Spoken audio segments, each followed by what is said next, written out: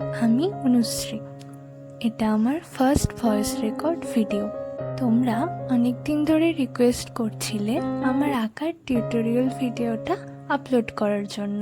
আজকে যদিও পুরো ভিডিওটার টিউটোরিয়াল আপলোড করা হয়নি, তবে পরের ভিডিওতে আমি চেষ্টা করব পুরো ভিডিও টিউটোরিয়ালটা আপলোড করার জন্য।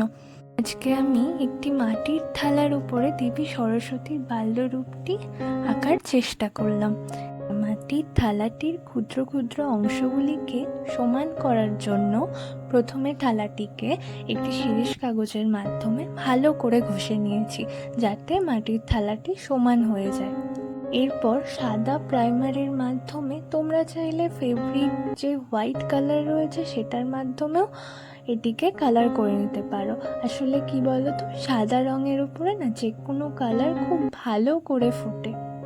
প্রাইমারটি শুকানোর পর এটির ওপরে ভালো করে ড্র করে তারপরে ছবিটি আমি কমপ্লিট করেছি। তোমরা বলো তো কেমন হয়েছে মাটির থালার উপরে মায়ের এই বাল্যরূপটি?